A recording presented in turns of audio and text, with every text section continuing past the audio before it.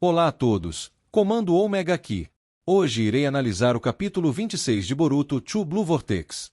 E sem mais enrolações vamos começar porque tenho muito que comentar nesse capítulo. De início temos essa capa e se olharmos bem percebemos algo interessante. Podemos perceber um ligeiro redesign na cor do Rinnegan, agora parece bem mais com o do Pen em relação ao que era nas outras capas e no anime. É uma mudança pequena e que pessoalmente não me incomoda muito. O capítulo começa com essa cena do Inojin presenteando a Himawari com um pote de mel, mostrando que os tempos mudaram. Esqueçam o buquê de flores, presenteiem suas amadas com algo realmente útil. Melhor seria se ele presenteasse ela com uma roda de queijo gigante. Saindo da casa do Naruto de peruca, o loirinho é surpreendido por um dos sapos do Kashinkoji e ele realmente fica surpreso com isso. O Inojin, o garoto que vive num mundo com animais falantes, tem um governador cuja invocação são sapos falantes e poucos dias atrás foi perfurado por uma planta alienígena metrosexual com roupas de masoquista, fica assustado com um sapo falante.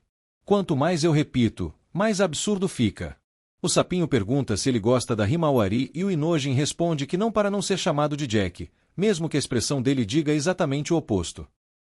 Pega ele, ele é Jack, ô Jack aí, ó, pega o Jack, pega, junta, bora todo mundo batendo no Jack, você é Jack! Piadas à parte, não acho esse um chip tão problemático quanto o fandom quer fazer parecer. A diferença de idade entre os personagens é oficialmente de apenas 2 anos, a diferença entre Temari e Shikamaru era maior do que isso. Mas como é o Ikemoto que está fazendo esse manga, eu acho uma preocupação válida. Em seguida o sapo acaba servindo de invocação reversa para trazer o Inojin pro esconderijo da dupla anti-Shinju. Onde é que eu tô? E como se o dia do Inojin não pudesse piorar, ele dá de cara com o cunhadão na pose mais intimidadora possível. Nem parece que ele apanhou que nem cidadão de Troia 3 capítulos atrás. Do outro lado do mundo temos o Jura chorando ao lembrar que não está num bom manga. Eles comentam um pouco mais sobre amor e podemos perceber que o Jura acaba sentindo um pouco do que os outros Shinju clones sentem. Admito que isso é uma informação bacana. Enquanto que os emocionados refletem, o Mamushi aprecia a reista de garotas seminuas que parecem a Sakura e a Ino. Chega a ser bizarro o quanto elas se parecem. Acho que o Ikemoto quer nos dizer alguma coisa. O fato do Mamushi ser tarado nas personagens femininas e na Eida, por mais bizarro e até repulsivo que seja, até que faz sentido considerando a entrevista do Kishimoto em que ele disse que os clones Shinju pegam a pior parte da personalidade dos personagens. Não acredito que direi isso, mas... ponto para o Ikemoto. O Mamushi pergunta se o Idari também sente atração por mulheres de caráter duvidoso e ele fica encarnando as memórias do Sasuke com saudades do loirinho da vida dele e daquela outra de cabelo rosa que cozinhava para ele. Do outro lado do mundo, o Inojin entra em contato com Shikamaru e se observarmos bem temos um grande feito do jutsu dele. Permitam-me explicar. Na capa do capítulo 115 de Naruto temos uma visão da vila em relação à Floresta da Morte. Se lembrarmos que a Floresta da Morte tinha um raio de 10 km, logo a extensão da floresta era de 20 km e mesmo assim ela era bem menor do que Konoha, isso se considerarmos que a vila não se expandiu em Boruto. Com o que temos aqui podemos teorizar que o Inojin está no mínimo de 60 km, embora eu acho que possa passar dos 100 km. A título de comparação, o Byakugan da Hinata foi dito ter um alcance de 10 km no capítulo 392 e ter um alcance de 20 km durante a luta contra o Toneri. Na outra cena temos o Shikamaru levando bronca dos anciões e esse representante que parece um pouco com o Daimon duvidando da capacidade da vila e do motivo dela ainda existir se faz tanta besteira. E essa cena me fez pensar. O Hokage tem que pedir permissão pro Daimyo para fazer missões por conta própria. Procede essa informação, soldados. Então como é que explicam aquela ajuda de Suna a Konoha no arco de resgate ao Sasuke, e a ajuda de Konoha à Areia no arco do resgate do Kazekage? Além do mais, por que eles estão reconsiderando a existência das vilas ninja? Suna teve um ataque de um inimigo poderoso, isso não deveria reforçar a existência das vilas para proteção? Se fosse algo do tipo reconsiderar a capacidade da vila e criar um novo sistema seria algo bem mais plausível. Após isso os conselheiros questionam o Shikamaru sobre como ele conseguiu as informações e ele mantém segredo. E pensar que esse tipo de situação já gerou problemas e é responsável por metade das histórias em outras obras, né? Quais são suas fontes? Foi-me revelado em um sonho. Em meios a desconfianças, o Bucha do Konohamaru tenta defender o Boruto.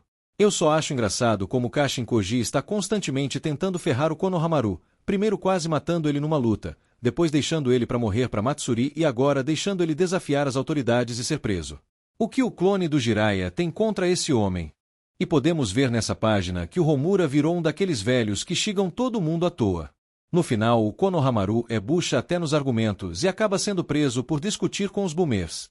Toda essa dinâmica de interrogar os envolvidos pode nos dar algo engraçado parecido com Lei e Ordem, mas como é o Ikemoto que está fazendo esse manga, eu não apostaria muito nisso.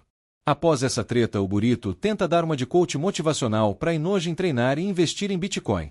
Agora falando sério, o Inojin querer ficar mais forte para proteger a Himawari já eleva um pouco ele como personagem, ao invés dos outros que estão estagnados.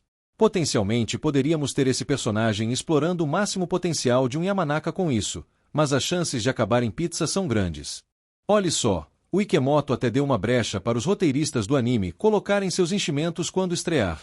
Enquanto isso, voltamos para a novela das apaixonadas discutindo quem vai dar para o burrito primeiro. E a cara do Daemon exemplifica bem minha reação para essa besteira. Sabe o que é mais engraçado nessa situação? Tem um bicho bizonho claramente indo atrás da Eida, mas o foco dela é espionar as amigas. Se a intenção é sentir alguma pena dos personagens, saiba que o Ikemoto tá fazendo um péssimo trabalho. Mas para não dizer que a fofocaiada foi inútil, ela serviu para a dupla de capopeiros testar o seu ponto das duas serem imunes à habilidade da Eida. E convenientemente a Sumire lembra da ordem que o Shikamaru deu 3 anos atrás para matarem a Eida. Pensar, pensar. Escuta, Sumire. Você e a Sarada são as únicas pessoas que podem matar a Eida.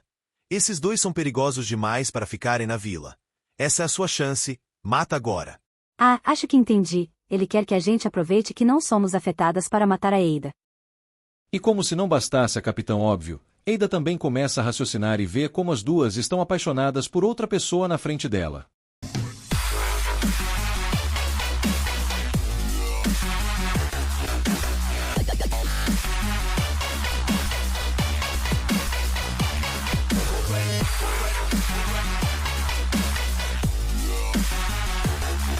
O capítulo termina com ambas pagando pela própria incompetência e sendo pegas daquele jeito pelo Daemon. Me pergunto como elas vão fazer para sair dessa sem olhos faltando e dentes quebrados, mas vendo o histórico desse manga, nenhuma delas deve ficar com sequelas. Enfim, terminamos mais um capítulo. Esse capítulo até que não foi de todo ruim, apesar de meio enrolado. Teve trama política, promessa de personagem ficando mais forte e uma deixa para o próximo capítulo que até que boa. Minha nota final é 5,5 de 10. Não é muito bom, mas comparado aos capítulos anteriores é um alívio depois de tantos chutes. Antes de finalizar o vídeo, eu gostaria de pedir o seu like e compartilhamento para incentivar o projeto do canal e a trazer mais análises. O Omega se despede.